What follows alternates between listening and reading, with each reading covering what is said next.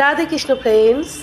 বছর 25-এর একটা ছেলে, খুব ভালো কেমিস্ট, তার অনেক বড় ওষুধের দোকান, অনেক দিন ধরে এই ব্যবসা করছে। তো করতে করতে খুব ভালো তার নামডাক হয়েছে, সবাই তাকে চেনে। আর দোকানে কোথায় কি আছে, কোন থেকে কোন ওষুধ আছে, ফট করে সে বের করতে পারে, ফট করে সে ধরতে পারে। সবাই ওকে খুব ভালোবাসে। অল্প বয়সের ছেলে, কিন্তু ছেলেটির একটি দোষ ছিল, সে ভগবানকে একদম বিশ্বাস করতো না। সে ছিল নাস্তিক। তার মা বাবা তাকে অনেক বুঝিয়েছে, কিন্তু সে বলতো ভগবান বলে কিছু হয় না, ভাগ্য নিজেকেই তৈরি করতে হয়, নিজেরটা নিজেই করতে হয়। তো এই মতনই চলছে জীবন। যাই হোক, একদিন সেই ব্যবসা ছাড়া আর কিছু বোঝে না, সে কখনো বন্ধুদের সঙ্গে আড্ডা, কোথাও কিছু যায় না। তো একদিন খুব বৃষ্টি পড়ছে, ভীষণ বৃষ্টি পড়ছে। তো এই সময় তার বন্ধুরা এলো, লোকজনও নেই, কিছুই নেই, বন্ধুরা এসছে, বলছে চল টাস খেলি। তো সেই সময় তারা তাস খেলতে লাগলো। তাস খেলতে সন্ধ্যার থেকে পুরো বৃষ্টি, লোকজনও আসছে না দোকানে। তা তাস খেলতে খেলতে সে খুব মত্ত হয়ে গেল, তাস খেলছে খেলছে খেলছে। তো এর মধ্যে একটা ছোট বাচ্চা এলো তার কাছে। হ্যাঁ, এসে বলছে, কাকু কাকু শিগগির আমাকে ওষুধ দিন, আমার মা ভীষণ অসুস্থ, ওষুধ না নিয়ে গেলে আমার মা বাঁচবে না, তুমি তাড়াতাড়ি আমাকে ওষুধ দাও। ছেলেটি খেলা থেকে উঠতেও চাইছে না, তার বিরক্ত লাগছে। হ্যাঁ, তো বলছে দাঁড়াও দাঁড়াও, মানে এরকম করছে আর কি, একটু গড়িমসি। তো খেলেই যাচ্ছে। তখন তার বন্ধুরা বলল, যা রে ওষুধটা দিয়ে দে, বাচ্চাটা এসছে। তো এই কথা বলতে বলতে হঠাৎ কারেন্ট অফ হয়ে যায়, অন্ধকার হয়ে যায়। ছেলেটা কান্নাকাটি লাগিয়ে দিয়েছে, তাড়াতাড়ি আমাকে ওষুধ দাও, তাড়াতাড়ি আমাকে ওষুধ দাও। তো কিছুতেই তখন বলছে দাঁড়াও। তখন ওই বন্ধুরা বলছে কারেন্ট অফ হয়েই গেছে, তুই ওকে ওষুধটা দিয়ে তারপরে আয়। তারপরে ওষুধটা দিতে গেল। সে যেই ওষুধের বোতলটা দিয়েছিল, সেই বোতলটা দেখে সে ওষুধটা দিয়ে দিল। যাই হোক, কারেন্ট আর এলো না, অনেকক্ষণ পরে কারেন্ট এলো। তো তারপরে কি করলো যে, ঠিক আছে, বন্ধুরা বলছে যে তুই যখন ওষুধটা দিলি আর কারেন্টও আসছে না, আমাদের খেলাটাও নষ্ট হয়ে গেল, থাক আর খেলতে হবে না, আমরাও বাড়ি চলে যাই। তারপরে একে একে বন্ধুরা সবাই মিলে বাড়ি চলে গেল। এবার সে একাই রইলো, দোকান টোকান গুছিয়ে নিল সে আস্তে আস্তে। তারপরে কি করলো, কারেন্ট এলো। কারেন্ট আসার পর সে দেখতে পায় যে যে ছেলেটি যে ওষুধটা শিশিটা দিয়েছিল, সেই ওষুধের বদলে সে একটা ইঁদুর মারার ওষুধ দিয়ে দেয়।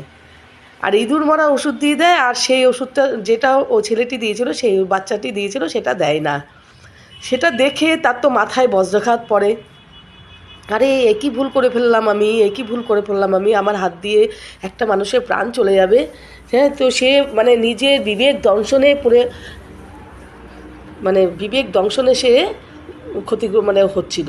তখন সে ঠিক করলো যে কী করবে, কী করে বাঁচানো যায়। ছেলেটির বাড়ি কোথায় সেও জানে না, গিয়ে যে ঠিক করবে সেও জানে না, ছেলেটি কে ছিল সেও জানে না। তারপরে সে তার বাবার কথা তার মনে পড়ল, যে জীবনে যদি কখনো এমন সময় আসে তো ভগবানের চরণে আশ্রয় নিও, ভগবান তোমাকে ঠিক বিপদ থেকে উদ্ধার করবে, তোমাকে বাঁচাবে। তখন সেই দোকানের মধ্যে একটা ধুলো পড়া রাধাকৃষ্ণর মূর্তি ছিল।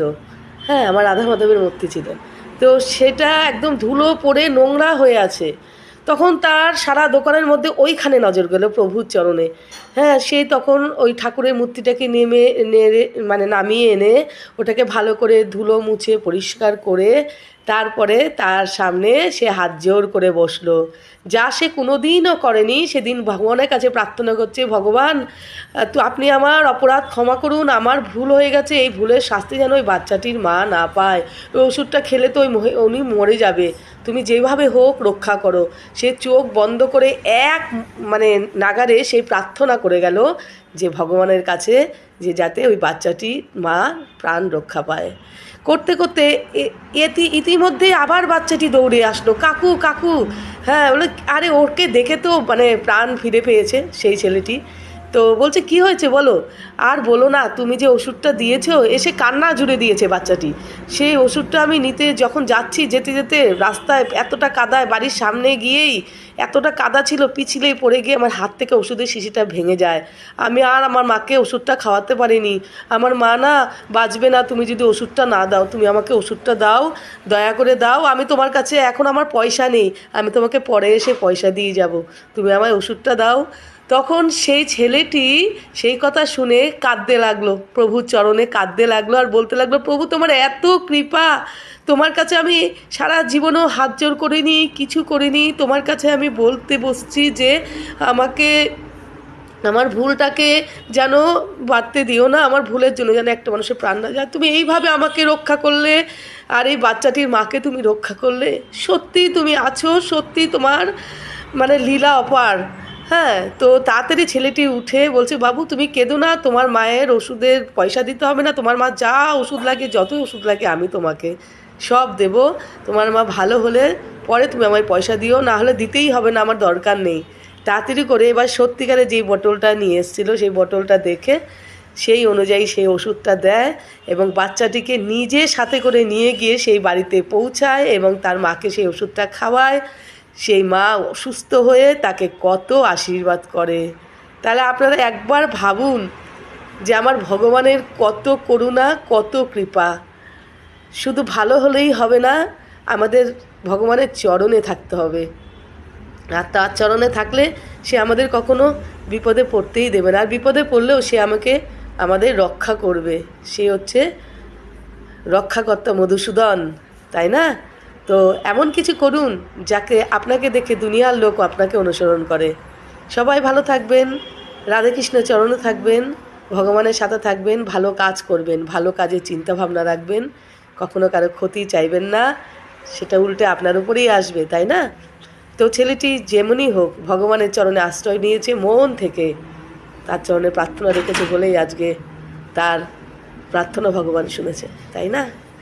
আর আমার গল্প ভালো লাগলে আমার চ্যানেলটা সাবস্ক্রাইব করবেন। Thank you so much you watching my video. নমস্কার, রাধে কৃষ্ণ।